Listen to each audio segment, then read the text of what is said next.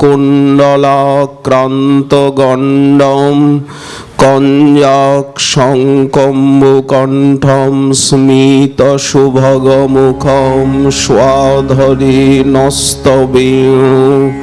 শ্যামং শান্তং ত্রিভঙ্গং রবিকরবসনম ভূষিতং বৈজয়ন্তা বন্দে বৃন্দাবনস্থং যুবতী শতবৃতং ব্রহ্ম গোপালবেশম তপ্ত কাঞ্চন গৌরাঙ্গী রাধে বৃন্দাবনেশ্বরী বৃষভানুসুতে দেবী ত্বাং নমামি হরিপ্রিয়ে মূকং করোতি বাচালং পঙ্গুং লঙ্ঘয়তে গিরিম ইয়ৎকৃপাতমহং বন্দে পরমানন্দমাধবম বাঞ্ছাকল্পতরুভ্যশ্চ কৃপা সিন্ধুভ্য এব চ পতিতানাং পাবনেভ্যো বৈষ্ণবেভ্যো নমো নমঃ। হরি ভক্তি পরায়ে চ হরিনাম পরায়ণা দুর্বৃত্তা বা সুবৃত্তা বা তেষাং নিত্যং নমো নমঃ। নম ধর্মায় মহতে নম কৃষ্ণায় বেধসে ব্রাহ্মণেভ্য নমস্কৃত্য ধর্মাन् বক্ষ্যে সনাতনাन् নারায়ণং নমস্কৃত্য নরং চৈব নরোত্তমং দেবীং সরস্বতীং ব্যাসং ততো জয়মুদীরয়েৎ। জয় রূপ সনাতন ভট্ট রঘুনাথ শ্রীজীব গোপাল ভট্ট দাস রঘুনাথ। এই ছয় গোসাইয়ের করি চরণ বন্দন যাহা হইতে বিঘ্ন নাশ অভীষ্ট পূরণ। দুর্গমে পথিমেন্ধস্য স্খলৎপাদগতির্মুঃ সকৃপা জ্যেষ্ঠিদানেন সন্ত সন্ত্যবলম্বনম।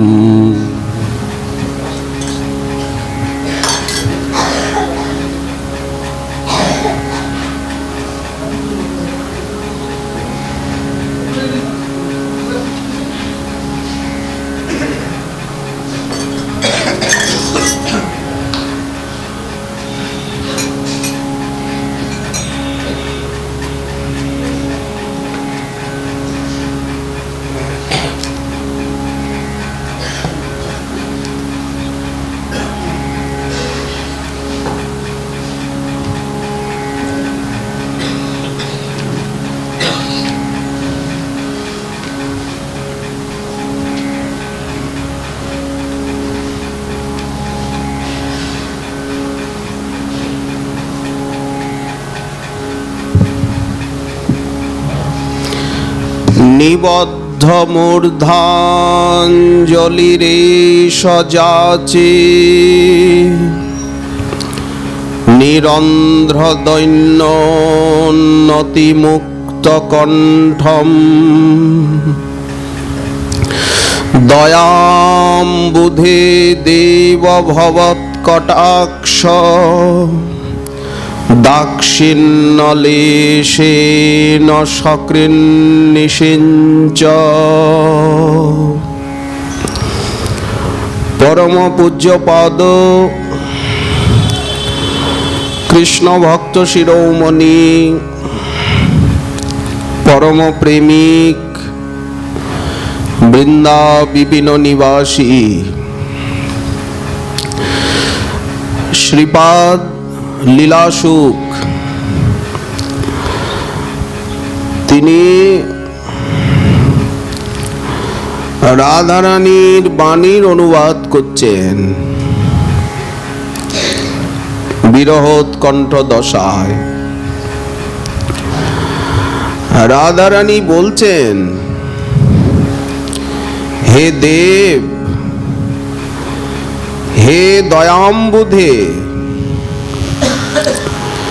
নিবদ্ধ মূর্ধাঞ্জলিরে সজাচে নিরন্ধ্র দন্যোন্নতি মুক্ত কণ্ঠম দয়াম্বুধে দেব ভবৎকটাক্ষ দাক্ষিণ্য লেশেন সকৃন্নিষিঞ্চ।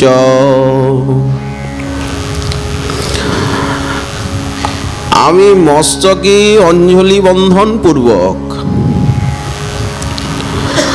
নিরন্ধ্র দৈন্যন্নতি কণ্ঠেন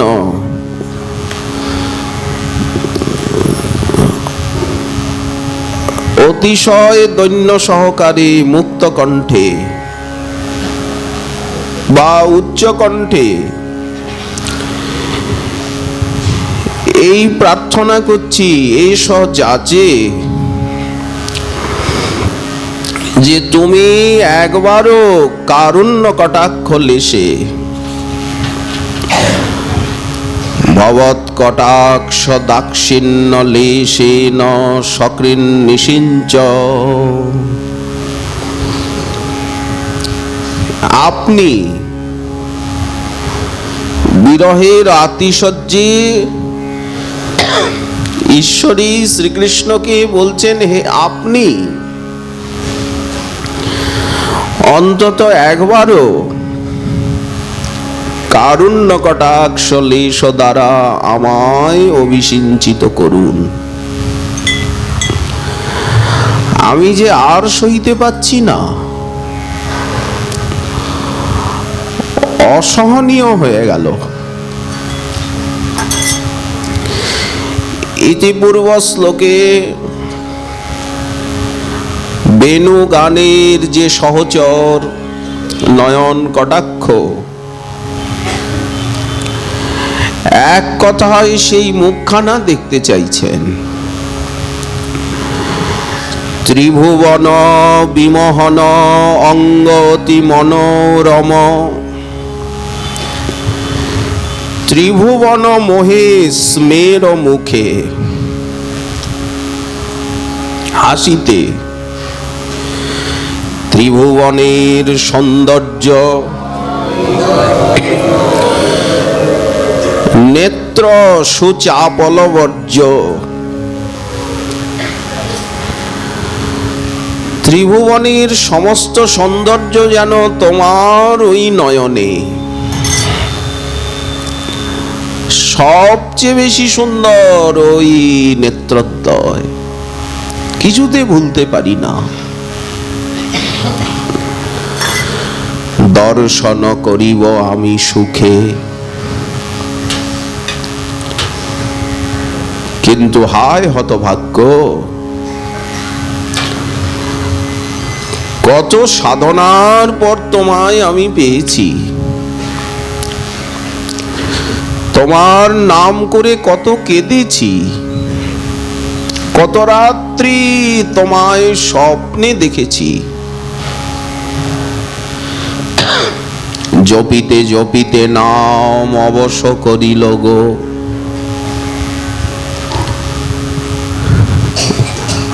আজ এই রাস রজনীতে তুমি চপলা সেই চঞ্চলা ক্ষণপ্রভার মতো বিদ্যুতের মতো দেখা দিয়ে আর আড়াল হয়ে গেলে। কস্তজেন নিশি এত কাঁদাচ্ছ,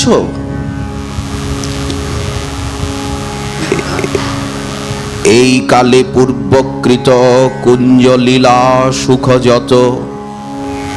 একটু আগে রাধারানীর সঙ্গে শ্রীকৃষ্ণের কুঞ্জলীলা সম্পন্ন হয়েছিল। সুকমণি বলেছেন, রেমে তয়া স্বাত্মরত আত্মা রাম পখণ্ডিত। সেই স্মৃতি অন্তরে এসেছে। আকাশ পাতাল ভাববার পর কিছুই মনে থাকে না। এই কালে পূর্বকৃত কুঞ্জলীলা সুখ যত, তাতে লোভ বাড়ি গেল মনে। চিত্ত আরো লুব্ধ হলো। অতিশয় দৈন্য করি কহেন প্রলাপ ভারী, এক শ্লোক করিয়া পঠন। এই সারঙ্গরঙ্গদার যদুনন্দন দাস ঠাকুর কৃত অনুবাদ। হে দেব, হে দয়ার সাগর,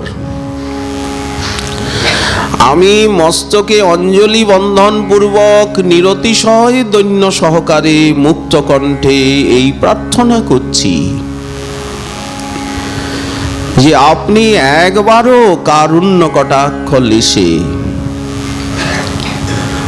আমায় অভিষিঞ্চিত করুন।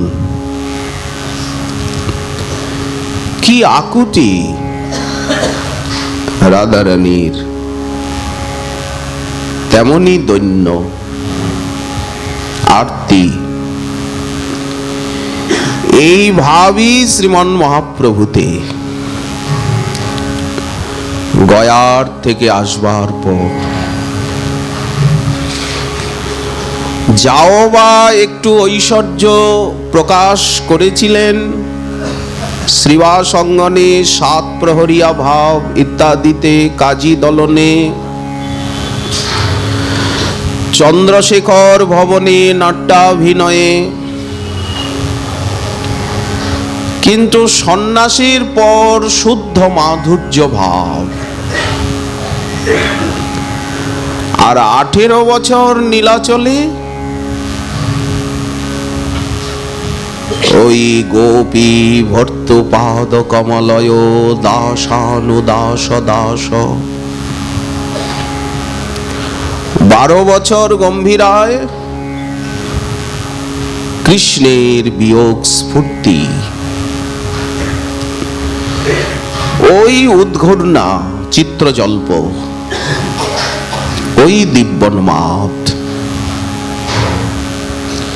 তখনই তো শ্রীকৃষ্ণ করুণামৃতের আস্বাদন সেই নিভৃত গম্ভীরায় নিশুতি রাত্রিতে।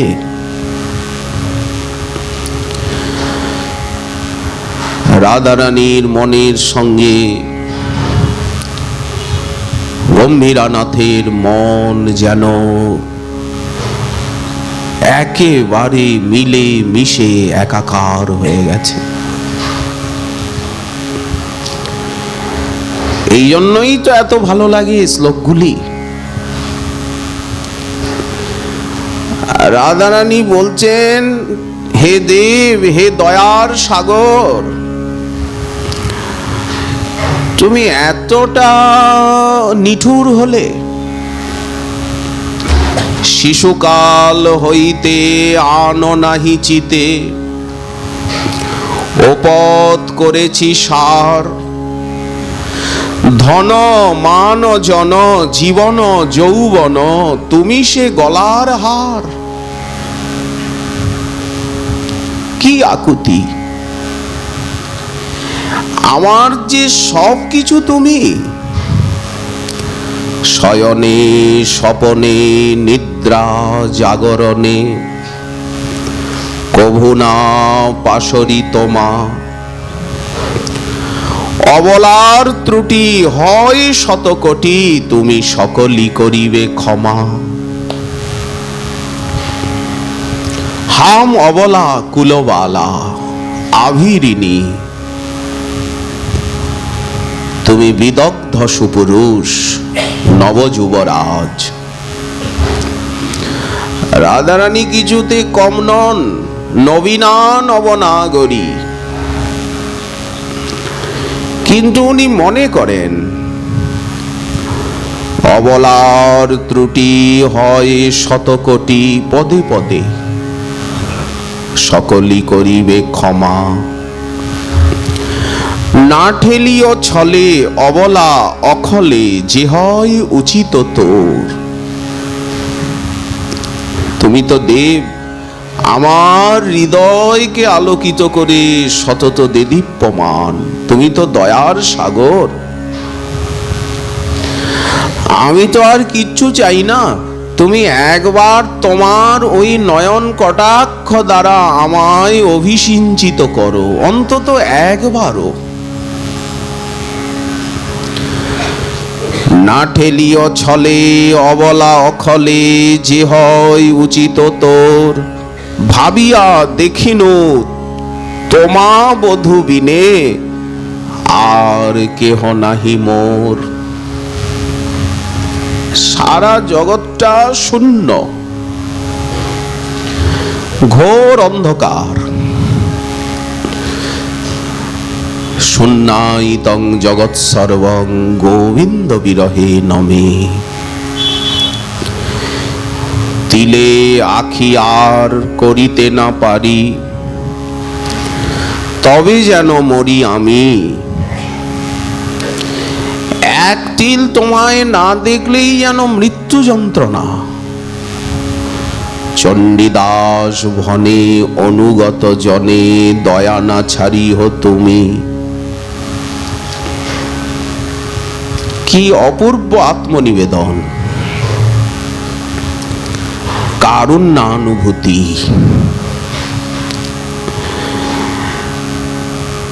কৃষ্ণ কর্ণামৃতের এই যে রসাল ব্যাখ্যা,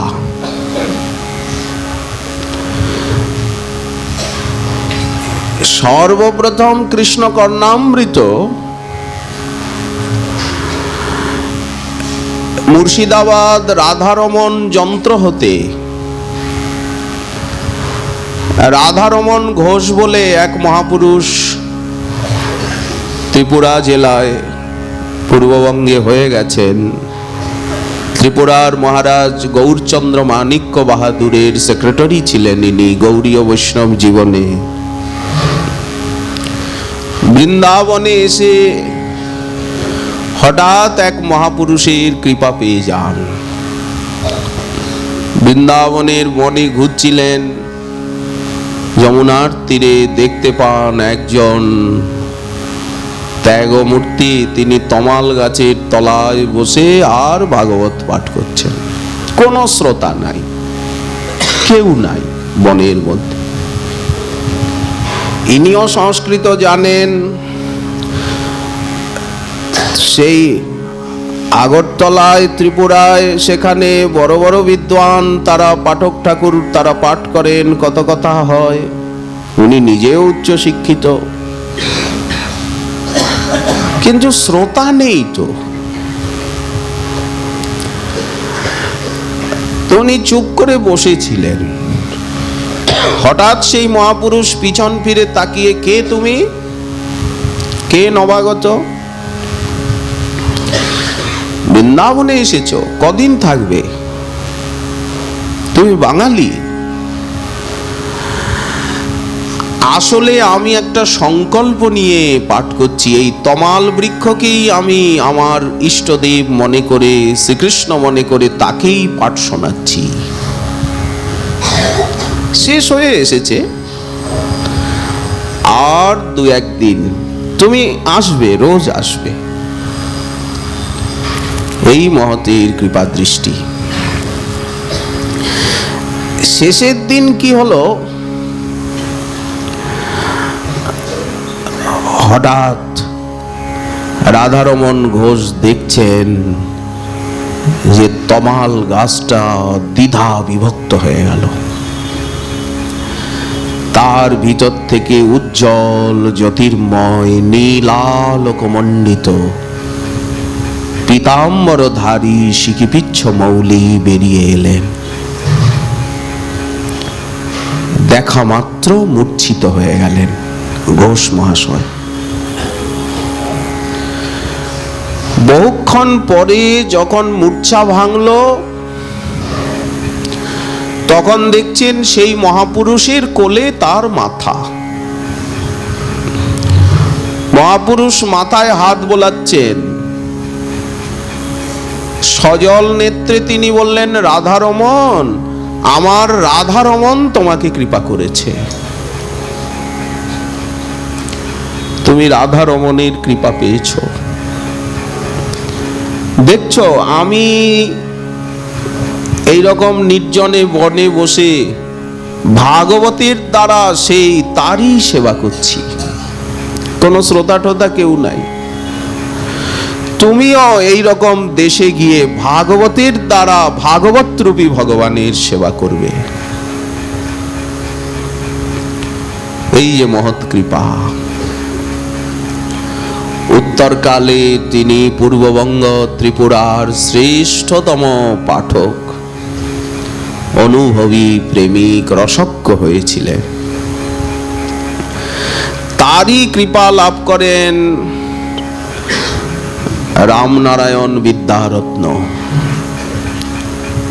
তিনি এই মুর্শিদাবাদে কাশিমবাজারে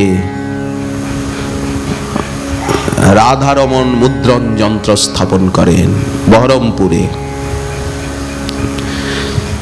এই যত প্রাচীন গোস্বামী গ্রন্থ সর্বপ্রথম সেই বহরমপুর হতেই প্রকাশিত হয়, বহরমপুরের সংস্করণ। বড় ভাগবত ত্রিপুরার মহারাজের অর্থ সাহায্যে। তো এই কর্ণামৃতের প্রথম ছাপা যা পাওয়া যায় বর্তমানে।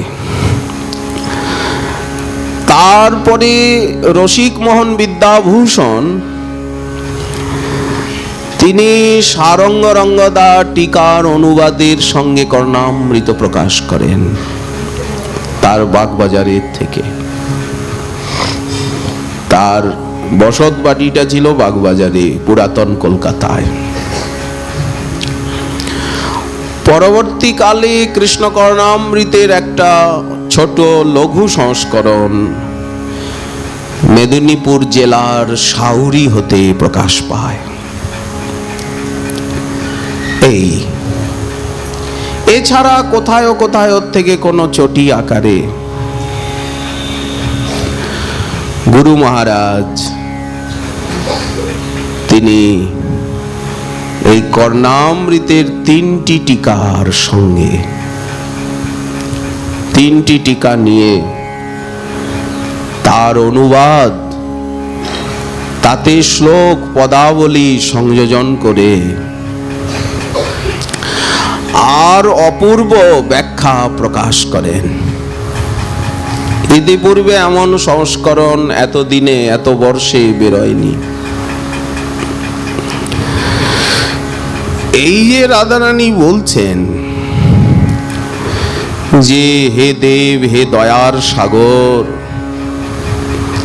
আমি মস্তকে অঞ্জলি বন্ধন পূর্বক নিরতিশয় দৈন্য সহকারে মুক্ত কণ্ঠে এই প্রার্থনা করছি যে আপনি একবারও কারুণ্য কটাক্ষ লেশে আমায় অভিসিঞ্চিত করুন। এই যে করুণা, ভগবান করুণাময়। করুণা তার একচেটিয়া সম্পত্তি, আর কারো করুণা করবার অধিকারও নেই। করুণা একমাত্র তাতেই আছে। কিন্তু এই করুণার সর্বপ্রথম উপলব্ধি কোথা থেকে হবে? শ্রী গুরুদেব হতে। এই যে সম্বোধন করছেন হে দেব, হে দয়ার সাগর, শ্রীকৃষ্ণের যে অনন্ত করুণা, মহাপ্রভু নিতাই চাঁদের যে করুণা, অদ্যাপিও চৈতন্য নাম যেবালয় আউলায় সর্ব অঙ্গ অশ্রু গঙ্গা বয়। এর উপলব্ধি কোথা থেকে হবে? রাধারমণ ঘোষকে কে দিল? ওই মহাপুরুষ রাধারমণের দর্শন করিয়ে দিল। এই গুরু কৃপা। নিত্যানন্দ বলিতে হয় কৃষ্ণ প্রেমদয়, কৃষ্ণ প্রেমে পুলকাশ্রু বিহ্বল সে হয়। এই করুণারই মূর্ত অবতার শ্রী গুরুদেব। কারুণ্য ঘনা ঘনত্বম। এই জন্য গৌর গোবিন্দানন্দ ভাগবত স্বামীজিও শ্রীধাম নবদ্বীপে বুড়ো শিবতলা বাস্তব্য তিনি তার গুরুতত্ত্ব কুসুমাঞ্জলি গ্রন্থে লিখেছেন, যিনি গুরুদেবের ভিতরেই ভগবানের আত্মপ্রকাশিকা শক্তিকে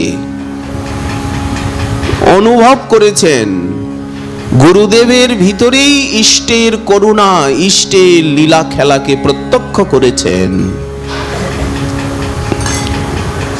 তাকে সাক্ষাৎ শ্রীকৃষ্ণের প্রকাশ বিগ্রহ রূপে তিনি হচ্ছেন সার্থক শিষ্য। আত্মপ্রকাশিকা শক্তিরই তো মূর্তি। লাদিনী সার সম্বিত সার দিয়ে গড়া মূরতি এই গুরুতত্ত্ব। এই জন্য বলা হচ্ছে কেবল ভকতি সদ্ম, শুদ্ধা ভক্তির আগার। ভক্তি মহারানীর মহাসিংহাসন শ্রী গুরুদেবের হৃদয়। ওখানের থেকেই ভক্তি মহারানী জীবান্তরে সংক্রমিত হচ্ছেন, তার কৃপাকে অবলম্বন করে, স্বতন্ত্রভাবে নয়। যাহার প্রসাদে ভাই এ ভব তরিয়া যাই, একই কথা। কৃষ্ণ প্রাপ্তি হয় যাহা হইতে। এই যে দুরন্ত অনর্থ, এই যে বাধা বিপত্তি, নিমিষে সব কিছু সরে যায়। সূর্যোদয়ে যেমন আধার দূরীভূত হয়, এটা তো মন বুদ্ধির অন্ধকার। জ্ঞানাঞ্জন শলাকয়া অন্ধ চোখ ঘুচিল যার করুণা অঞ্জনে, অজ্ঞান তিমির নাশ কহিল যেই জনে। এই জ্ঞানাঞ্জন শলাকাটা কি? সাধন ভক্তি দিয়ে, শ্রবণ কীর্তন দিয়ে, সাধ্য সাধন তত্ত্ব বিবেক দিয়ে, করুণা অঞ্জন সাধন ভক্তি অঞ্জনের দ্বারা নেত্রকে উন্মিলিত করলেন।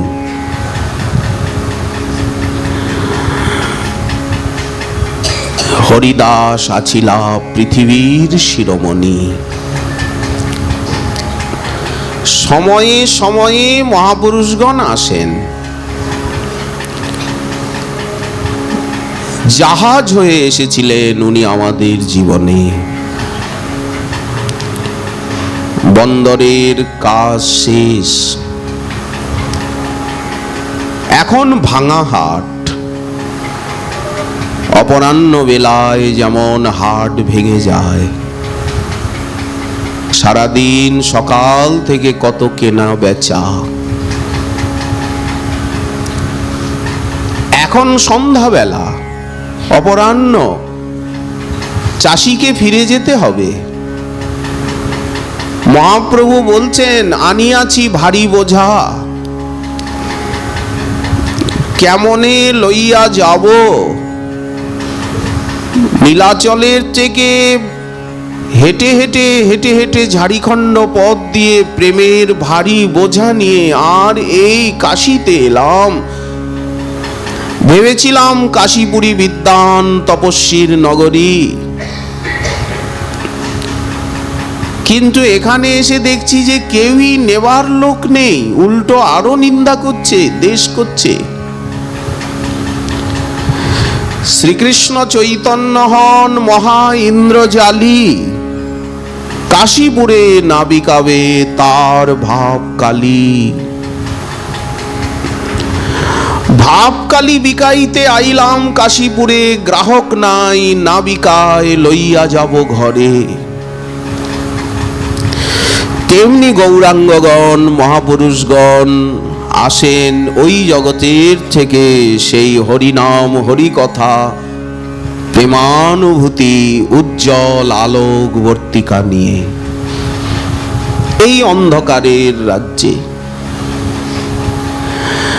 ডেকে ডেকে ডেকে ডেকে হয়রান হয়ে যান, এসো নৌকায় ওঠো।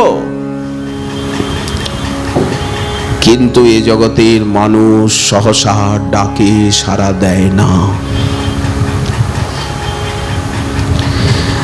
ভাগ্যবান কিছু ব্যক্তি ওঠে, তাকে চিনতে পারে, তার কথায় সাড়া দেয়। আনিয়াছি ভারী বোঝা কেমনে লইয়া যাব। গুরু মহারাজ ভারী বোঝা নিয়ে এসেছিলেন আমাদের মধ্যে। ডেকে ডেকে হয়রান, ওঠো জাগো, হরি নাম হরি কথায় হরি সেবায়। তার সেই উদাত্ত আহ্বানে, তার এই মধুময়ী হরিকাত কথা আপনারা সব শ্রোতা। বন্দরের কাজ শেষ, আদেশ এসেছে, এখন জাহাজ ওপারে চলে গেল। মাঝে ভবসাগর, আমরা পড়ে রইলাম এপারে। এখন ঢেউ তরঙ্গ, বড় ভয় লাগে সংসার সাগরের তরঙ্গ দেখে। কাম ক্রোধ লোভ মোহ মদ অভিমান সহ এই হাঙর কুমির দেখে। দুর্বাসনার আবর্ত অপরাধীর জলপ্লাবন, সুনামি চক্রবাত। সমুদ্রের পারে কখনো নিশ্চয়তা নেই কি হবে, কখন ভাসিয়ে নিয়ে যাবে। দ্বীপগুলো ডুবে যায়। এই যে আন্দামানে কিছু দ্বীপ, লাক্ষাদ্বীপ,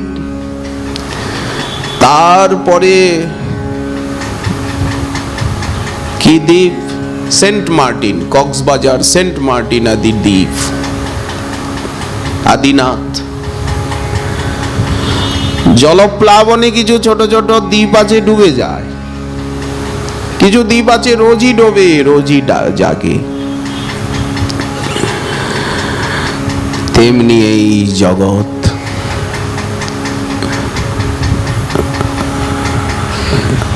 বড় ভয় লাগে। কাম ক্রোধাদি নক্রমকর কবলীকৃতস্য। অপরাধরূপী সিংহ ব্যগ্র হস্তি দাপাদাপি করছে।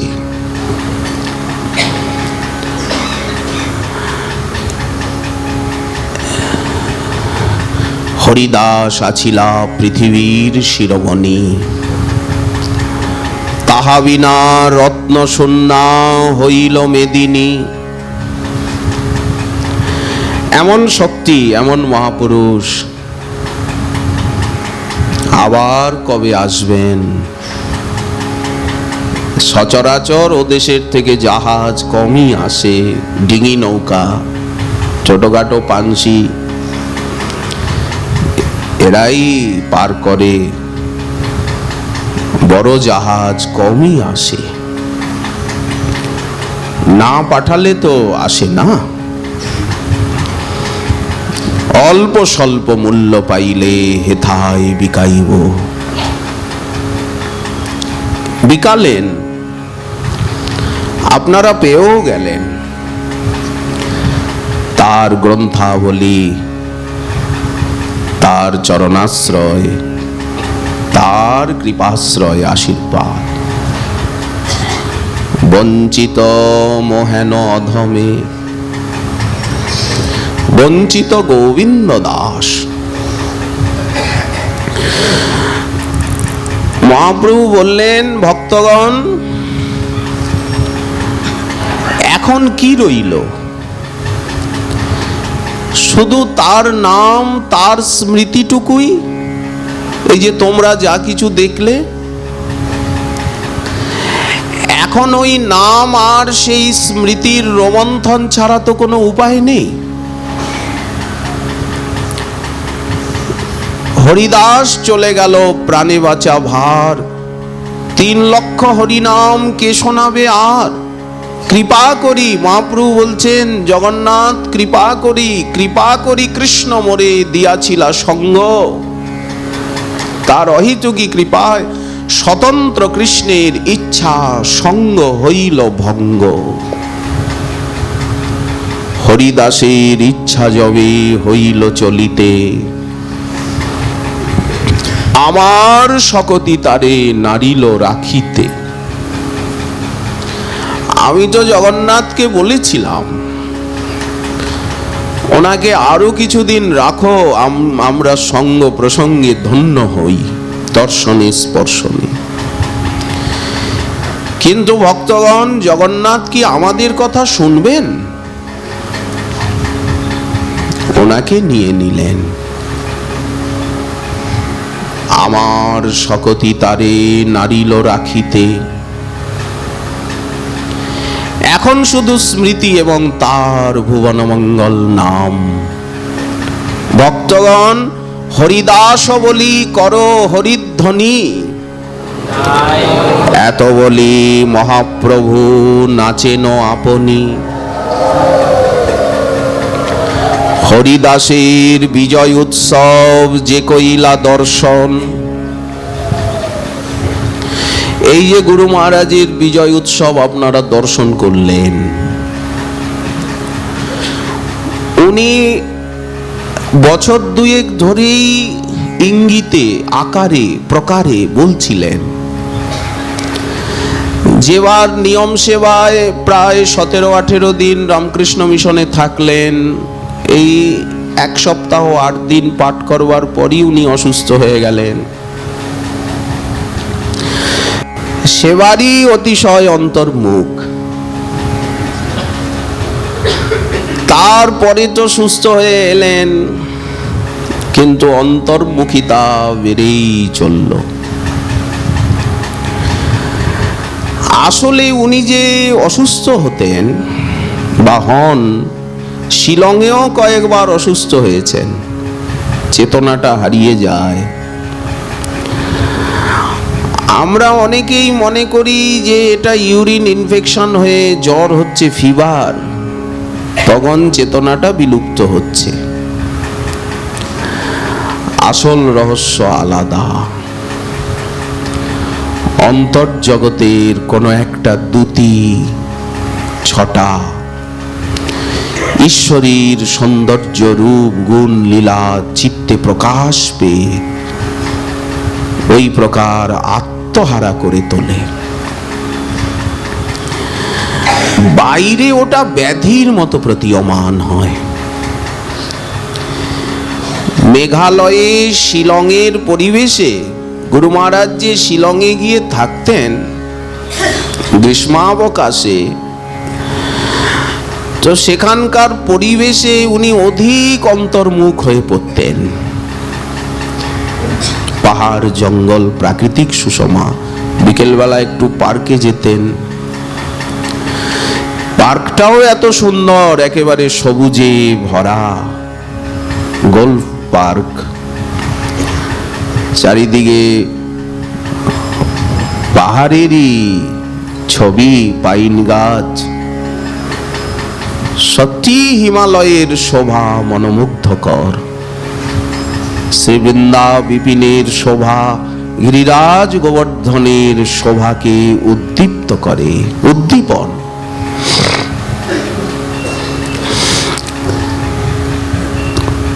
বেশ কিছুদিন ধরেই, প্রায় বছর 2 ধরেই উনি বলছিলেন এই সুস্থ হন, আবার অসুস্থ হন, আবার সুস্থ হন, এমনি সুস্থই।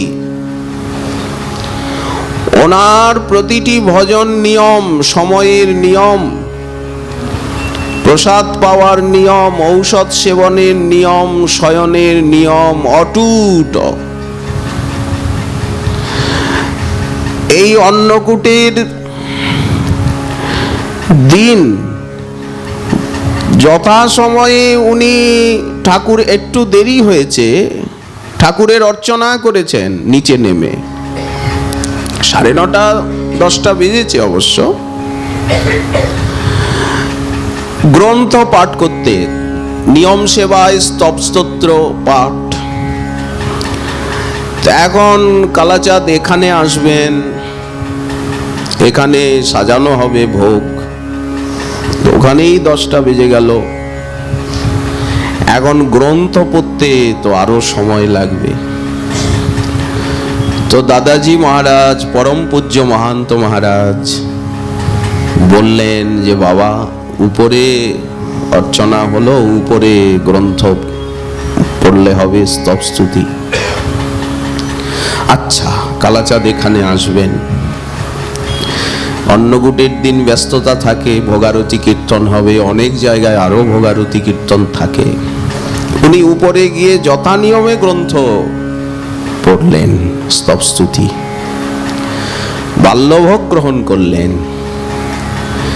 নিত্যানন্দ সন্তান প্রভুপাদ প্রাণগোপাল প্রেম গোপাল গোস্বামী জিউর সঙ্গে সম্ভাষাও করলেন, তার চরণ স্পর্শ করলেন। মধ্যাহ্নে প্রসাদ সেবাও করলেন, যথাসময়ে শয়নও করলেন। কিছুই বোঝা গেল না। ওই যে অন্তররাজ্যের আবেশ, সতত লীলা রাজ্যে ডোবা। 5টায় পাঠ শেষ হলো, একটু আলোচনা নির্ণয় করতে 5:30 বেজে গেল। 5:45 ওনাকে, তখন বাহ্য জ্ঞানটা আর নেই, অর্ধবাহ্য দশা, অথচ শরীর সঞ্চালিত হচ্ছে। ওনাকে ধরে নামিয়ে, ওই বিশাল বপু নামানো তো কষ্ট, অনেক কষ্টে ওনাকে গাড়িতে করে। এখন আমাদের এখানে কোনো ব্যবস্থা নেই, ঘরগুলিও উঁচু নিচু। চিকিৎসক আনানো যেত এখানে, কিন্তু চিকিৎসক সেই রকম সুচিকিৎসকও তো এখানে নেই, আর অক্সিজেন আদি দেওয়ারও ব্যবস্থা নেই, কোনো যন্ত্রপাতিও নেই। ঘরগুলি সেইভাবে তৈরি না, উঁচু নিচু, তাতে আবার এত ভক্তের চাপ, দরজা বন্ধ করেও রাখার উপায় নেই। এই জন্য মহান্ত মহারাজ পরম প্রপূজ্য চরণ তিনি নির্ণয় নিলেন যে হসপিটালে অ্যাডমিটই ঠিক। আমরাও সকলে কিংকর্তব্য বিমূঢ়, এখানে কোনো ব্যবস্থা নেই, কোনো সুচিকিৎসক নেই, কোনো একটা ঔষধও ঠিক মতো পাওয়া যায় না। একটা ওষুধ প্রেসক্রিপশন করলেও সাবস্টিটিউট ওষুধ দিয়ে দেয়, সাধারণ কোম্পানির সব ঔষধ। গোবর্ধনেও ভালো ওষুধ মেলে না। তো যাই হোক, সেদিন আবার কোনো কারণে এই বৃন্দাবন মথুরা রোড রাস্তার কোনো কাজ হচ্ছে কি বন্ধ। অনেক কষ্টে মাঠ ঘাট দিয়ে গাড়ি নিয়ে সন্ধ্যাকালে নয়তী হসপিটাল, এই বৃন্দাবন থেকে একটু মথুরার দিকে হাইওয়ের উপরে, ওখানে নিয়ে যাওয়া হলো। তো সঙ্গে সঙ্গে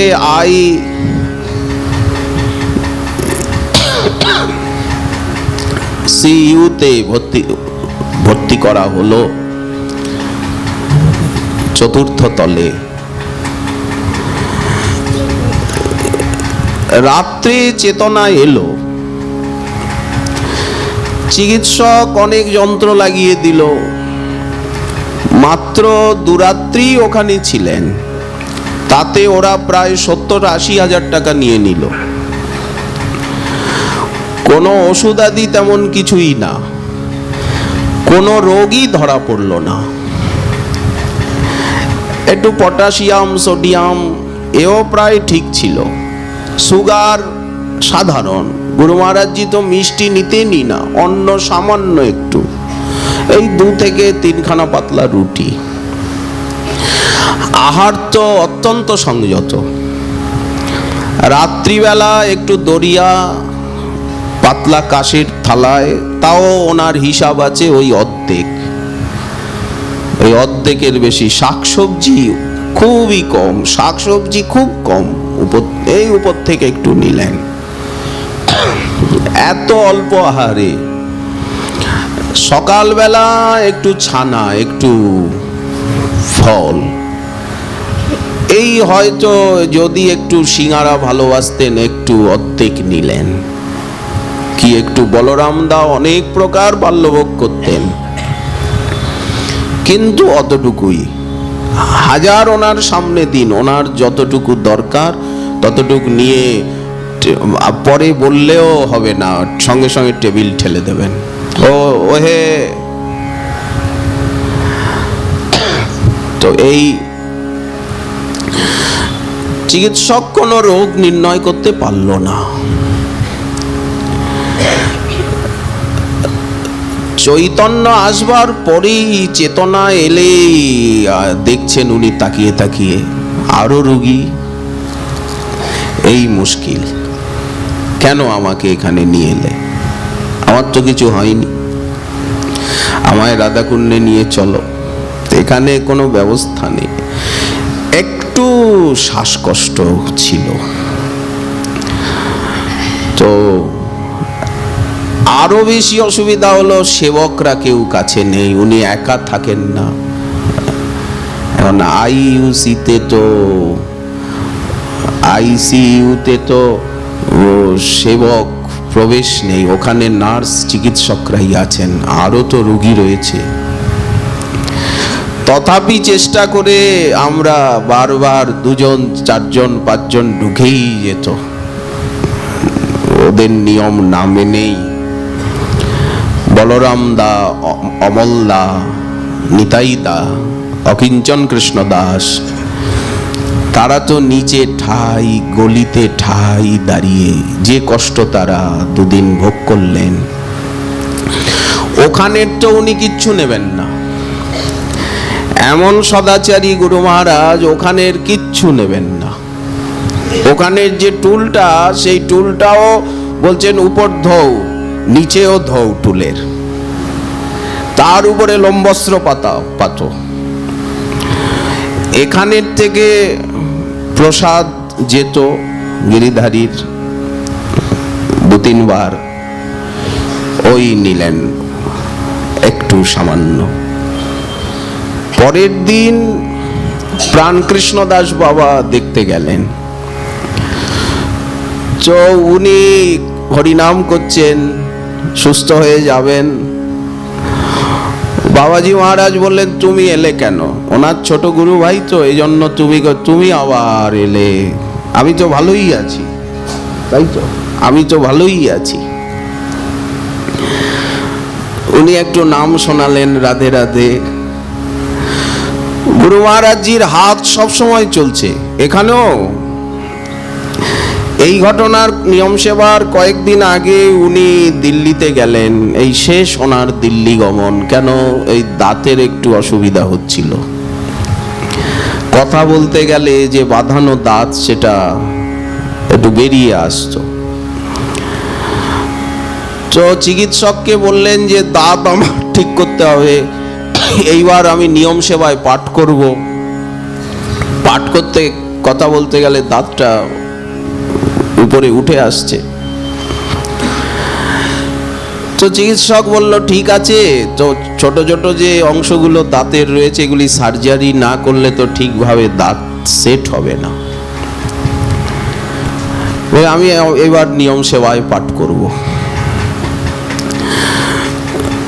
পার্কে বিকেলবেলা ঘুরতে গেছেন, সেখানে ঘুরতে গিয়ে গুরু মহারাজজি বলছেন যে বাইরে প্রাপ্তি হলেও যদি শিবখরের মহিমা ভক্তদেরকে শোনালেন, যদি শিবখরে শরীর কারো দাহ করা হয় তাহলে তিনি রাধা কিঙ্করী হবেনি। নিজে নিজেই শিবখরের গল্প করছেন। 3 দিন একই শিবখরের কথা বললেন। ওই যে শিয়ালির উপরে রাধারানীর কৃপা শিবাখরের, কে জানে যে উনি এইরকম সংকেত দিচ্ছেন। তারপরে তো নিয়ম সেবা আরম্ভ হলো। আমরা অনেক প্রার্থনা করলাম। মহান্ত মহারাজও বললেন যে অন্তত বাবা 3টে দিন, 1 সপ্তাহ আপনি একটু আধ ঘন্টা বলুন। ভক্তেরা তো আপনার শ্রীমুখোদ্গীর্ণ হরিকথা শ্রবণের জন্যই এসেছেন। দুধের স্বাদ কি ঘোলে মেটে? আর ঘোলি বা কোথায়? কতগুলো এই তো আপনার আটা গোলা জল বা চুন গোলা জল, ঘোলও তো নাই। উনি কিছুতেই বসলেন না, গ্রন্থ দেখলেন না, গ্রন্থ বের করলেন না। বোঝা গেল পাঠ যদি উনি করেন তো 2-3 দিন আগের থেকেই গ্রন্থ বের করেন। গ্রন্থ নাড়াচাড়া যখন করছেন তখন বোঝা যাচ্ছে যে শরীর অসুস্থ হলেও করবেন। তো নয়তি হসপিটালে অনেকেই দেখা করতে গেলেন, হরিনাম করছেন, জিহ্বা নড়ছে, হাতও নড়ছে, তাকিয়ে তাকিয়ে সব দেখছেন। তবে একটু শ্বাসকষ্টের জন্য অক্সিজেন দেওয়া আছে, একটু মুখখানা একটু হা করে আছেন আর কি, এই আর সব ঠিক, শুয়েই আছেন। কখনো বেডটা একটু উঁচু করে দেওয়া হচ্ছে বসার মতো হেলান দিয়ে। তো এই দাসও গেল। তো উনি বললেন তুমি কেন এসছো, তোমার এত কাজ? এই শেষে এই 6 মাস মতো এইরকম বলতেন, তোমার অনেক কাজ, যাও যাও। সামনে বেশিক্ষণ কাছে তিষ্ঠিতে দিতেন না, থাকতে দিতেন। তোমার অনেক কাজ, কেন এলে? তোমার পাঠ আছে, আমি তো ভালোই আছি। এইভাবে তৃতীয়া, প্রতিপদের রাত্রি, দ্বিতীয়ার রাত্রি, আর তৃতীয়ার সারাটা দিন। তৃতীয়ার সন্ধ্যাবেলায় বিকেলে পরম প্রপূজ্য চরণ মহান্ত মহারাজ গেলেন। তো উনি অবস্থা দেখে ওনাকেও বারবার বাবা বললেন যে আমায় রাধাকুণ্ডে নিয়ে চলো, এদের বারবার বলছি কথা শোনে না। আর সত্যিই কোনো অসুবিধা নেই, কোনো রোগ নেই, বিজ্ঞান বলতে পারছে না, এখানে বিজ্ঞানের বুদ্ধি স্থির, কোনো নির্ণয় হচ্ছে না। তো তারপরে পেমেন্ট করা 70-80 হাজার টাকা। দিল্লির ভক্তেরাই, আমাদের সুবল দা, লোকনাথ দা, তারা ঠাই ছিলেন। তারা অনেক কষ্ট সহ্য করেছেন। পাশে রুম ভাড়া করে, ওখানে থাকার ব্যবস্থা নেই, কোনো প্রসাদের ব্যবস্থা নেই। পরম প্রপূজ্য চরণ মহান্ত মহারাজ তখন রামকৃষ্ণ মিশনে ওনাকে নিয়ে যাওয়ার ইচ্ছা পোষণ করলেন। এটি রাধারানীরই ইচ্ছা, বা এটা ভবিতব্য নির্দিষ্ট। আসলে বাবাকে বলা হলো যে রাধাকুণ্ডে আপনাকে নিয়ে যাওয়া হচ্ছে, আপনি রাধাকুণ্ডে যেতে চাইছেন বারবার, রাধাকুণ্ডেই আপনাকে নিয়ে যাওয়া হচ্ছে। তো সটিগড়ায় এসে এর মধ্যে মহান্ত মহারাজ রামকৃষ্ণ মিশনের যে সেক্রেটারি, আমাদের গুরু ভাই রয়েছেন বিভূতি দা। রামকৃষ্ণ মিশন আমাদের ঘরের মতো, গুরু মহারাজ বহুবার বর্তিতে গেছেন। সেখানের শক্তি মহারাজ, সুধাংশু মহারাজ যথেষ্ট সেবা করেছেন। আমাদের বিভূতি দা, গোবিন্দ দা ছিলেন কেশিঘাটে, তারপরে বিভূতি দার ভাগ্নে গোপাল। রামকৃষ্ণ মিশনে বহু চিকিৎসা, বহুবার গুরু মহারাজ থেকেছেন। কিছু হলেই রামকৃষ্ণ মিশন। শেষ বর্তমান যিনি সেক্রেটারি সুপ্রকাশানন্দজি, যখন গুরু মহারাজ সুস্থ অবস্থায় একবার দেখাতে গেলেন, উনি নিজের কক্ষে ওনাকে এনে বসিয়ে, না আপনি ওখানে ডাক্তার দেখাতে যাবেন কেন, ডাক্তারকে এখানেই ডাকছি, নার্সকে এখানেই ডাকছি। ওনার যেটা ব্যক্তিগত রুম, সেইখানেই বসি। এখন আমরা কোনোদিন গুরু মহারাজের সামনে জীবনে কোনোদিন উঁচু আসনে সম আসনে বসিনি, কিন্তু সেদিন নিরুপায় স্বামীজির ওটা অফিস, রামকৃষ্ণ মিশনে ঢুকেই পড়ছি যেখানে দেয় তার পাশেই যেখানে স্বামীজি বসেন, অ্যাকাউন্টস অফিস আছে ওর পাশেই। তো সেদিন বাধ্য হয়ে গুরু মহারাজের সঙ্গে একই সোফাতে বসতে হলো, কারণ স্বামীজির ঘর সবসময় নার্সরা আসছেন, সবসময় স্বামীজি আর সব সাউথ ইন্ডিয়ার ওখানে নার্স ট্রেনিং সেন্টার রয়েছে, এই জন্য সাউথ ইন্ডিয়ার থেকে সমস্ত গার্লসরা আসেন ওখানে নার্সিং শিক্ষার জন্য। তো তারা তাদের সমস্যা নিয়ে স্বামীজির কাছে আসছে, স্বামীজি বিভিন্ন নির্দেশ দিচ্ছেন। তো ওখানে দাঁড়ালে ওনার অসুবিধা, ওনার ঠিক সামনেই গুরু মহারাজ বসেছেন, গুরু মহারাজের পাশেই সোফায় আমরা সব বসেছি, ওখান থেকে ওনাকে ব্লাড দেওয়া হলো। তো স্বামী সুপ্রকাশানন্দজিকে মহান্ত মহারাজ ফোন করাতে উনি সঙ্গে সঙ্গে সম্মতি দিলেন, বিভূতি দাও এসে গেলেন। উনি গেটে এসে ছটিগেরাত থেকেই দাদাজি রাধাকুণ্ডে আসবার কথা, কিন্তু দাদাজি মহারাজ রামকৃষ্ণ মিশনে নিয়ে গেলেন।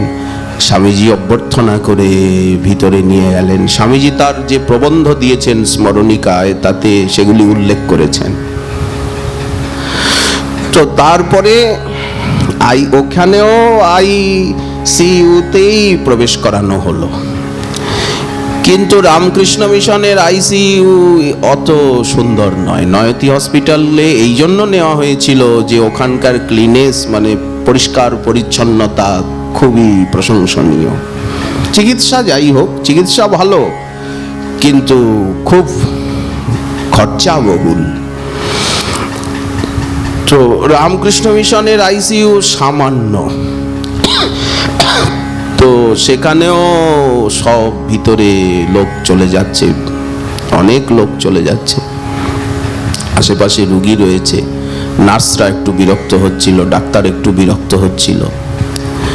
এর মধ্যে গুরু মহারাজ বারবার বলছেন যে আমি শৌচে যাব, আমি শৌচে যাব, আর কথা বলছিলেন, কথাটা একটু জড়িয়ে আসছিল।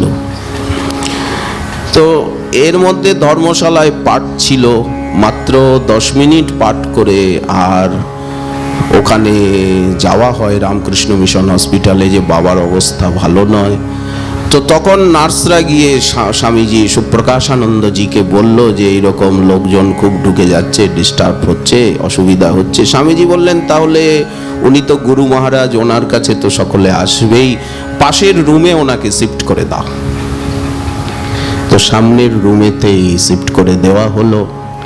তারপর গুরু মহারাজকে বলা হলো যে রাধাকুণ্ডেতে প্রসাদ দিয়েছে, দরিয়া সবজি।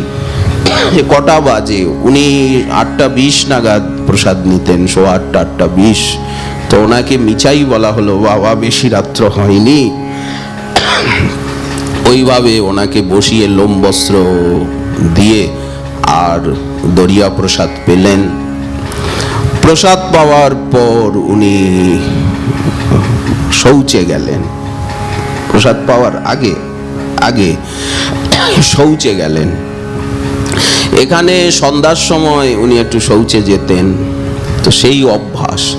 শৌচে গেলেন, 2-3 জন ধরাধরি করে আর কোমটে বসানো হলো, ধরিয়ে রাখা হলো।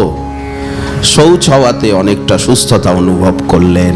তারপরে প্রসাদ দরিয়া পেলেন। তখন কটা? 10:30, 10টা 10:30 বাজে। তারপরে উনি আমাদেরকে বলছেন, যাও, অনেক রাত্রি হলো, রাধাকুণ্ডে তোমরা চলে যাও, তোমাদের তো কাজ আছে। এক কথাই বলেন। এরপরে উনি বিশ্রাম করলেন, ঘুমিয়ে পড়লেন। আমরা একটু চরণে হাত বুলালাম, বিদায় নেওয়া হলো। সেবকগণ বিশ্রাম করছে, যে গুরু মহারাজ অনেক রাত্রে শয়ন করেছেন, বিশ্রাম করুন। ভোর এই 6টা বলরাম দা, সেবক নিতাই দা, অকিঞ্চন কৃষ্ণ দাস, সুবল দা, দিল্লির, এরা সকালবেলা প্রত্যেকেরই তো বাথরুম আদি কাজ থাকে। তো এর ভিতরে 6:30 বেজে গেল, 6:30, 6:40 এরকম।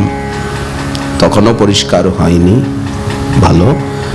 এর মধ্যে বলরাম দা চিৎকার করছে যে বাবা, আর যেন বাবার নিঃশ্বাস প্রশ্বাস পাওয়া যাচ্ছে না। উনি বিশ্রাম করছিলেন, তো বোঝা যাচ্ছিল যে বাবা শ্বাস নিচ্ছেন, নাকের শব্দ হচ্ছে, ঘুমাচ্ছেন। আর শ্বাস সঙ্গে সঙ্গে স্বামীজির কাছে নার্সরা ছুটে গেলেন, পাম্পের ব্যবস্থা করা হলো। আইসিইউতে নিয়ে যদি আরও চেষ্টা করে, তো ডাক্তার দেখে বললেন যে আর উনি নেই, আর পাম্প করে কষ্ট দিয়ে। তারা যে ডেথ সার্টিফিকেট দিয়েছেন, সেই ডেথ সার্টিফিকেটে তারা লিখেছেন যে এ কোনো আমরা বিজ্ঞানের দ্বারা আমরা ধরতে পারলাম না যে উনি কিসে চলে গেলেন। এ ওনার স্বেচ্ছায় গমন, কারণ ওনার শরীরে কোনো আমরা রোগ পেলাম না। সম্পূর্ণ সুস্থ অবস্থায় শ্রী বৃন্দাবনে শ্রী যোগপীঠ মহামণি মন্দিরে তিনি অভিসারিণী হলেন। তো যখন রাধাকুণ্ডে খবর এলো সুপ্রভাতে, সোজাসুজি খবর বলেনি, এতটুকু ফোন এলো যে বাবার অবস্থা খুবই গুরুতর। তখন আমরা অনেক কষ্টে, আমি মহান্ত মহারাজ, ব্রজবল্লভ দাস গাড়ি করে মাঝপথে, দেখুন এমনই দুর্দৈব, মুখরাই এই বাস স্ট্যান্ডের কাছে গিয়ে গাড়ি খারাপ হয়ে গেল। আবার আরেকটা গাড়ি করে মহান্ত মহারাজ খুব দ্রুত বেগে গেলেন। যাওয়ার পরে যা দেখলাম যে সারা হসপিটাল আর্তনাদ করছে, ক্রন্দনরত। নিতাইদা, অকিঞ্চনদা, এরা আর্তনাদ করে বুক চাপড়ে সব কাঁদছে, হাহাকার করছে। বৃন্দাবনের বিভূতিদা আদি যারা গুরু ভাই বোন, তারাও এসে গেছেন। রাধাকুণ্ডে খবর দেওয়া হলো এবং গুরু মহারাজকে মিশনের অ্যাম্বুলেন্সে আনা হলো। তো সংকীর্তন শোভাযাত্রা বাস স্ট্যান্ডে অপেক্ষা করছিল স্টেট ব্যাংকের কাছে। সংকীর্তন শোভাযাত্রা গুরু মহারাজকে এখানে আনলো, দাসগোস্বামীপাদের সমাধির সামনে শয়ন করানো হলো। এত ভিড় হয়ে গেল, এত চাপাচাপি যে কাছে যাওয়াই যায় না। মাতৃসজীবের দুর্ভাগ্য আরো বেশি হলো। সবাই তো গুরু মহারাজের পাশে বসে কান্নাকাটি করছে, পাঠ শোনাচ্ছে, কেউ ভাগবত, কেউ রাধারস সুধানিধি, সকলে মাল্যার্পণ করছেন। কিন্তু এই দাস সামাজিক ব্যাপারে এতটা জড়িয়ে পড়ল যে একটু কাঁদবারও অবসর বা চরণের কাছে বসবারও অবসর হলো না। শ্যামসুন্দর দাস পণ্ডিতজি মহারাজকে উনি গোড়ার থেকেই হতে চাননি। ওনাকে জোর করে দুমন বনের থেকে আমাদেরই লোকজন ওনাকে নিয়ে এলো এবং জোর করেই ওনাকে মাল্যার্পণ করে, আর উনিও যাতে গুরু মহারাজের অন্ত্যেষ্টিক্রিয়া সুসম্পন্ন হয়, কোনো বিতর্কিত কিছু না বা অপ্রিয় ঘটনা না ঘটে, এই জন্য উনি দাঁড়িয়ে মহান্তপদকে মাত্র 7 দিনের জন্য নিয়ে, আর উনি এই আমাদের চিরশ্রদ্ধা ভাজন, তিনি তো বিদ্যাগুরু বটেই, রাধাকুণ্ডের সর্বোচ্চ শাস্ত্রজ্ঞ, বর্তমানে বিদ্বান, আমাদের সকলেরই উনি শিক্ষাগুরু, আমরা সকলেই ওনার ছাত্র কৃপাভাজন। তো উনি ওনার মহান্ত পদে অভিষেক সম্পন্ন হলো। তারপরে এত ভিড় হয়ে গেল যে আর তো ওখানে প্রবেশই করা যায় না। গুরু মহারাজজিকে স্নান করানো তাও কত কষ্ট হলো, এত চাপাচাপি, এত ভিড়। সেই গুরু মহারাজজির যে প্রসাদী, যে সোয়েটারটা ওনার গায়ে ছিল, ওনার যে প্রসাদী বসন, অনেক কষ্টে সেগুলোকে সংগ্রহ করে রাখা হয়েছে। যে সোয়েটার ওনার গায়ে ছিল, যে জামা ওনার গায়ে ছিল, ওনার প্রসাদী চাদর শাল সেটা শ্যামগোপালদার কাছে রয়েছে, ওনার প্রসাদী বস্ত্র আদি। তো এগুলি সংগ্রহ করবার জন্য ওনার চরণামৃত, ওনার রোজ এত ভিড় হয়ে গেল।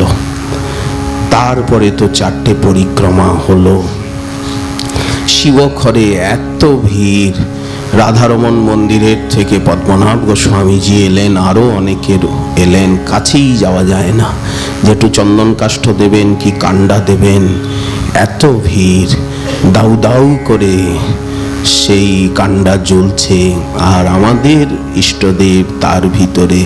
হাতটা, ওনার দক্ষিণ হাত বারবার উঠছিল, দক্ষিণ হাত, দক্ষিণ হস্ত বারবার, যতক্ষণ অগ্নি প্রজ্বলিত ছিল। আমাদের অনেক গুরু ভ্রাতা ভগিনী অনেক রাত্র অবধি ওখানে বসেছিলেন, যে দক্ষিণ হাতটা বারবার উঠছিল।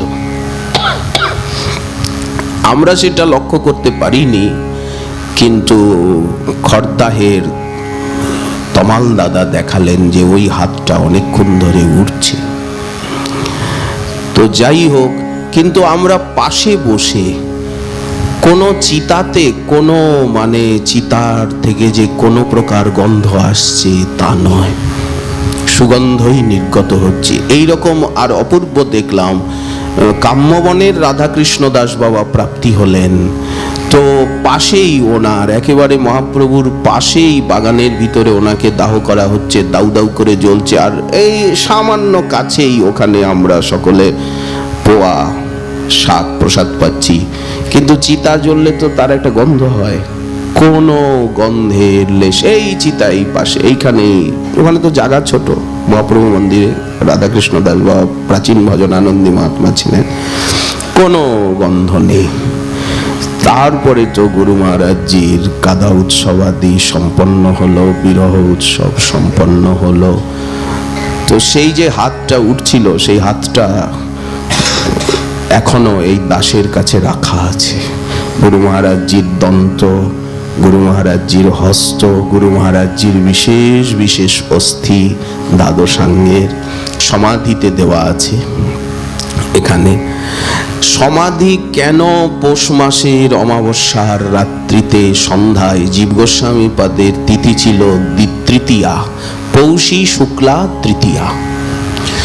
তো সেই দিন কেন সমাধিতে অস্থি দেওয়া হলো? যে অস্থিগুলির কথা আমরা বললাম, সেইগুলি যে আমরা সমাধিতে দেওয়া হলো, বস্তা বস্তা করে ওখানের থেকে যত ভস্ম সব নিয়ে আসা হয়েছিল সেইগুলি ঢেলে দেওয়া হয়েছে ওর মধ্যে। কেউ কেউ বিতর্ক করলো যে একে তো পৌষ মাস, তাতে আবার সন্ধ্যারতির পর তৃতীয়া। আসলে মহান্ত মহারাজই সেটা নির্ণয় করেছিলেন। মহান্ত মহারাজই বলেছিলেন যে ভক্ত নিবাসের গৌরগোপাল দাদুজি মহারাজ তিনি প্রায়ই বলতেন গুরু মহারাজজির নাম নিয়ে, যে ওনার ভিতরে জীব গোস্বামী পাদের আবেশ দেখা যায়, যেন জীব গোস্বামী পাদের উনি বিশেষ কৃপা ভাজন, জীব গোস্বামী পাদের আবেশ যেন। এই জন্য পরম পূজ্য মহান্ত মহারাজ বলেছিলেন যে আজ জীব গোস্বামী পাদের তিথি, তো এই তিথিতেই অস্থি ওনার সমাধির ভিতরে রাখা হোক, পরে অভিষেক হবে, প্রাণ প্রতিষ্ঠা হবে হৃদয়ানন্দ বাবার দ্বারা। আসলে মহান্ত মহারাজেরই নির্ণয় এবং নির্দেশে তো জীব গোস্বামী পাদের সূচক কীর্তন আদি শেষ হতে হতে সন্ধ্যা আরতি হয়েই গেল, কথা ছিল বিকেলবেলা দেওয়া। তো এইভাবে তারপরে তো সমাধি হৃদয়ানন্দ বাবার দ্বারা প্রতিষ্ঠিত হলো। বিরহ উৎসব আপনারা দর্শন করলেন, এইবারও উৎসব দর্শন করলেন। ওনার অলৌকিক কৃপার আকর্ষণেই তো সকলে আসছে। সেই নিয়ম সেবা এলো, একটা বছর ঘুরে গেল, সবই আছে, কিন্তু ওনাকে পাওয়া যাচ্ছে না। তবে উনি উপস্থিত আছেন সূক্ষ্ম রূপে, একথা সকলেই বলছে। তা না হলে সকলে কার কাছে এসেছে, কার আকর্ষণে এসেছে? আপনারা যে এসেছেন, কার কাছে এসেছেন, কোন সম্বন্ধে এসেছেন, কে আকর্ষণ করে এনেছে? এত সুন্দরভাবে সমস্ত অনুষ্ঠান পরিচালিত হচ্ছে, উৎসব আদি তো কার কৃপায় হচ্ছে, কার ভজন মহিমায় হচ্ছে, কার শক্তিতে হচ্ছে? ওনার শক্তিতেই, ওনারই ভজন মহিমায় আমাদের তো কোনো অস্তিত্ব নেই উনি ছাড়া। তাই হরিদাসের বিজয় উৎসব যে কইল দর্শন, যে তাহা নৃত্য কইল, যে কইল কীর্তন, যে তারে বালুকা দিতে করিল গমন, তার মহোৎসবে যে বা করিল ভোজন। এই যে আপনারা উপস্থিত হলেন, ভোজন করলেন, সেবা করলেন, আনুকূল্য করলেন, এর ফলটা কি? মহাপ্রভু নিজে বলছেন, অচিরে তা সবার হবে কৃষ্ণ প্রাপ্তি। প্রেম প্রাপ্তি, ভক্তি প্রাপ্তি, কৃষ্ণ প্রাপ্তি হচ্ছে এই গুরু নির্যান উৎসবের ফলশ্রুতি। অচিরে তা সবার হবে কৃষ্ণ প্রাপ্তি, হরিদাস দর্শনের ওইছে হয় শক্তি। আমরা ভাগ্যে পেয়েছিলাম জন্ম জন্ম যেন তার চরণের ধুলির ধুলি হয়ে আমরা জন্মাতে পারি। চক্ষুদান দিলা যেই, জন্মে জন্মে প্রভু সেই। আবার সন্ধ্যারতির পর 7টায় আপনাদের আমরা দর্শন কামনা করব। সন্ধ্যারতির পর 7টার থেকে এখানে গুরু লীলামৃত, শ্রী গুরু কথামৃত আলোচিত হবেন। আপনাদের পদার্পণ কামনীয়। আজকের ভাগবতী কথার এখানে